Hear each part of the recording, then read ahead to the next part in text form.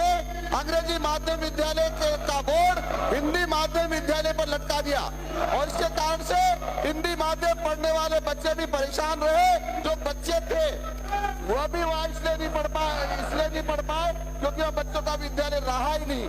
मुख्यमंत्री ने पूछा कि शिक्षा मंत्री पैसे लेके तो ट्रांसफर नहीं करता है, तो खुले दिल से सारे अध्यापकों ने कहा एक तरफ आज शिक्षा मंत्री है जिन्होंने पूरे वर्ल्ड में राजस्थान का गौरव बढ़ाया और सूर्य नमस्कार के अंदर पूरे वर्ल्ड के अंदर रिकॉर्ड बनाया। सीखो कुछ, अगर सीख से तो होश में तो आए हुए आप लोग होश में आओ। बेगानी शादी में अब्दुल्ला दीवाना, आप तो किरोड़ी की बात सुनेंगे जब आप भ्रष्टाचारी लोग बैठ जाएंगे।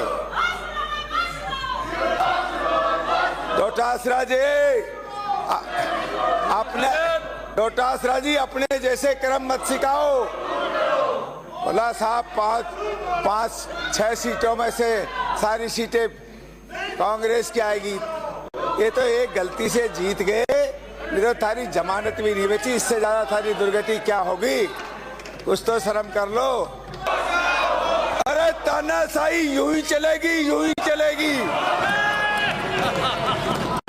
श्री ललित मीणा, प्रश्न संख्या 54, खंड 1।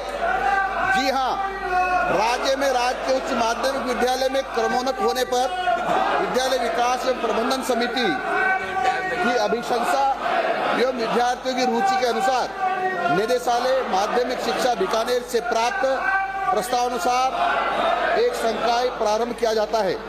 राज्य उच्च माध्यमिक विद्यालय में प्रथम संकाय प्रारंभ होने के पश्चात विद्यालय में कक्षा 10 में अध्ययन विद्यार्थियों के नामांकन एवं बजट प्रावधान उपलब्ध होने पर अतिरिक्त संकाय शुरू किया जाता है।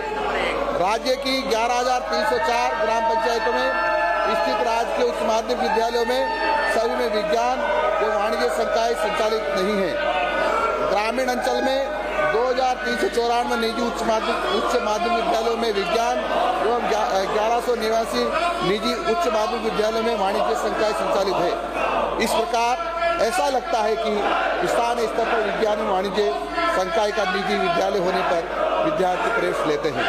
प्रदेश के ग्रामीण अंचल में विज्ञान एवं वाणिज्य संकाय के संचालित विद्यालयों का जिलेवार विवरण, परिशिष्ट पेपर एवं विगत 5 वर्षों में ग्रामीण क्षेत्र के विद्यालयों में नवीन स्वीकृत किए गए विज्ञान एवं वाणिज्य संकाय का सत्रवार एवं जिलेवार विवरण परिशिष्ट पेपर संलग्न है।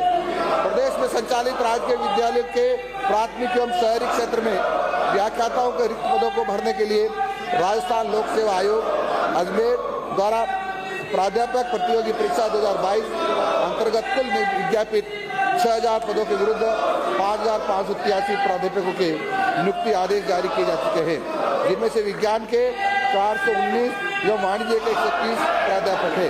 इसके अतिरिक्त राज्य लोक सेवा आयोग अजमेर द्वारा प्राध्यापक प्रतियोगी परीक्षा 2024 में के विज्ञापित कुल 2,202 पदों में से विज्ञान के 403 एवं वाणिज्य के 340 पदों पर भर्ती की कार्रवाई विचाराधीन है। विभाग स्तर पर इसकी व्याख्याता की वर्ष 2021-2022 की डीपीसी दिसंबर 2024 में आयोजित की गई। इसके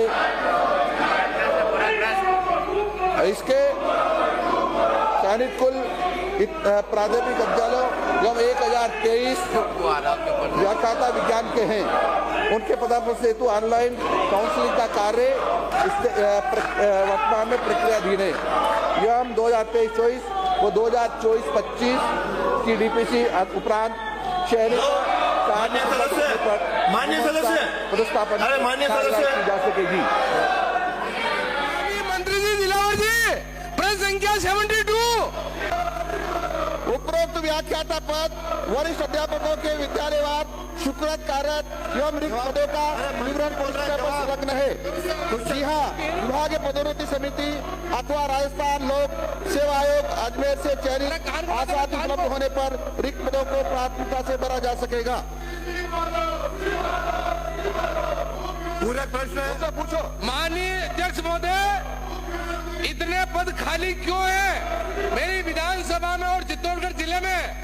क्या सरकार इनको पढ़ना चाहती नहीं चाहती है, चाहती है तो कब तक और नहीं चाहती है तो क्यों? एक नंबर।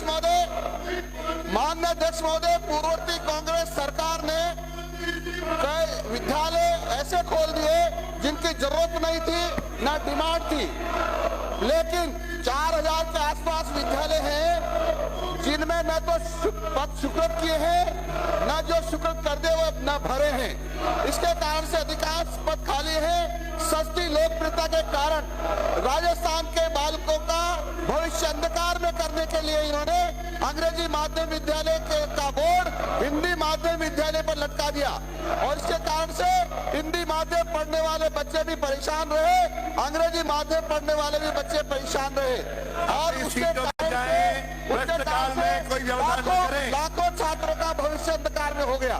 इन्होंने जो बालिका विद्यालय थे उनको अंग्रेजी माध्यम घोषित कर दिया। उसके कारण से बालिकाओं ने पढ़ाई छोड़ दी या दूर दराज जाना पड़ा उनको पढ़ने के लिए और उनके माँ बाप उनको दूर दराज भेजने के लिए तैयार नहीं थे। इसके कारण से लाखों बच्चियों का भविष्य अंधकार में इन्होंने किया है। कांग्रेस सरकार ने राजस्थान के छात्र छात्राओं का भविष्य अंधकार में कर दिया है और यही नहीं माननीय अध्यक्ष महोदय, जो बच्चे थे वह भी वहां इसलिए नहीं पढ़ पाए क्योंकि वह बच्चों का विद्यालय रहा ही नहीं। जब बच्चों का विद्यालय नहीं रहा तो उनको भी दूर दराज के लिए जाना पड़ा। कई साइंस के कई सब्जेक्ट नहीं खोले इन्होंने, एक ही सब्जेक्ट में वो विद्यालय खोल दिए, दूसरा सब्जेक्ट का कहाँ पढ़ने जाएगा। इसलिए मैं निवेदन ये कर रहा हूँ कि कांग्रेस शिक्षा की विरोधी है, गांव के बच्चे पढ़ते हैं उनका विरोधी है, गांव के बच्चों को अनपढ़ रखना चाहती है क्योंकि पढ़े लिखे लोग इनको इसलिए पसंद नहीं है कि इनके घोटालों को खोलते हैं। जबकि 2020 के बाद जितने भी विद्यालय उच्च माध्यमिक विद्यालय कर्मठ हुए हैं उनमें तो अभी तक व्याख्यातों के पद स्वीकृत नहीं हुए हैं। इसलिए देखा जाए तो विद्यालयों में व्याख्यातों की बहुत ज्यादा रिक्त है। मेरा प्रश्न है कि सरकार द्वारा इन विद्यालयों में व्याख्यातों के पद कब तक स्वीकृत करेगी, उसके बाद बढ़ने की क्या कार्य योजना रहेगी माननीय अध्यक्ष महोदय?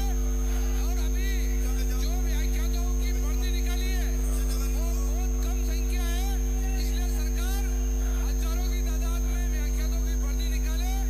और मंत्री महोदय, मेरी आपसे विनती है, जो अंग्रेजी विद्यालय है उनको आप हिंदी माध्यम करना चाह रहे नहीं करना चाह रहे? अगर करना चाह रहे तो कब तक और नहीं करना चाह रहे क्यों?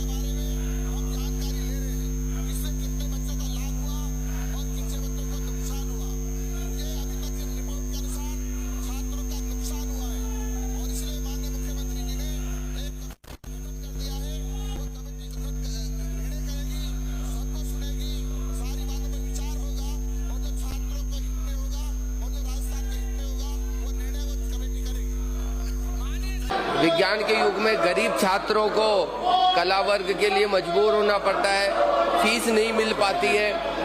तो जो निजी विद्यालय हैं उनमें विज्ञान वर्ग की फीस बहुत होने के कारण गरीब छात्र एडमिशन नहीं ले पाते हैं। तो मेरा माननीय अध्यक्ष महोदय, माननीय मंत्री महोदय से सरकार से निवेदन है कि क्या सरकार आने वाले समय में टीएसपी शहरिया क्षेत्र डूंगरपुर, बांसवाड़ा, किशनगंज, शाहबाद जैसे ट्राइबल एरिया में आने वाले समय में विज्ञान और वाणिज्य वर्ग के विद्यालयों की संख्या बढ़ाने का विचार रखती है क्या? और 24-25 में जिस प्रकार विज्ञान और कॉमर्स की संख्याएं नहीं खुली, तो इस वर्ष वित्तीय 25 और 26 में आप संकाय खोलने का विचार हमारे रखते हैं क्या? बैठिए माननीय मंत्री जी। माननीय अध्यक्ष महोदय, माननीय सदस्य ने नवीन संकाय खोलने की बात की है। मैंने पहले ही बताया है कि विद्यालय में पहले एक संकाय खोला जाता है, फिर इस प्रकार से प्रतिवर्ष उसको क्रमोन्नत किया जाता है। और वहाँ विद्यार्थियों की संख्या के आधार पर भी हम ये तय करते हैं कि दूसरा संकाय खोलना चाहिए कि नहीं चाहिए, उसके आधार पर हम तय करते हैं। आपको एक जानकारी दे दूं, कांग्रेस के राज में सरकारी कर्मचारी अधिकारियों की पदोन्नति को रोक के रखा। 5 साल तक उनकी पदोन्नति नहीं की गई। वो कई बार कर्मचारी अधिकारी इनके सामने गिड़गिड़ाते रहे, लेकिन किसी की भी पदोन्नति नहीं होने दी। शिक्षा विभाग का कार्यभार संभालने के बाद माननीय मुख्यमंत्री जी के नेतृत्व में शिक्षा विभाग ने अधिकारियों की पदोन्नति की, प्रिंसिपल की भी पदोन्नति की, हमने लेक्चरर्स की पदोन्नति की, सेकंड ग्रेड की भी पदोन्नति की और थर्ड ग्रेड की भी पदोन्नति करने की हम तैयारी कर रहे हैं। पर आपको ये जानकारी करके दुख होगा कि जिन्होंने विद्यालय खोले थे इनके शासन में, एक में भी साइंस सब्जेक्ट नहीं खोला। सारे आर्ट्स के विद्यालय बनाए। इसके कारण से हमारे छात्र साइंस पढ़ने से वंचित रह गए हैं। ये इन्होंने बहुत ही अन्याय और राजस्थान के छात्रों के साथ किया है। हम गुण अवगुण के आधार पर, जैसे माननीय सदस्य ने कहा है कि हमारे संकाय खोलोगे क्या, तो हम गुण अवगुण के आधार पर निर्णय करेंगे और यदि उसके आधार पर उचित होता है तो खोलने का हमारा प्रयास रहेगा। श्री केसराम चौधरी नई राष्ट्रीय शिक्षा नीति 2020 लेकर आए और इसी के अंतर्गत प्रधानमंत्री पीएम श्री योजना की शुरुआत की। और मैं जो मरुस्थलीय इलाके से आती हूँ, जहाँ बच्चे दूर दूर ढाणियों में रहते हैं, आज वो अच्छी आधुनिक उपकरणों से सुसज्जित स्कूलों में पढ़ रहे हैं और आगे बढ़ रहे हैं। मेरे बाड़मेर विधानसभा क्षेत्र में 3 पीएम श्री योजना के अंतर्गत स्कूलें हैं और मैं आग्रह करना चाहूँगी कि इसकी संख्या बढ़ाई जाए, क्योंकि बहुत बड़ा भूभाग है, बहुत बड़ा क्षेत्रफल है और इसलिए संख्या बढ़ाई जानी बहुत ज़रूरी है।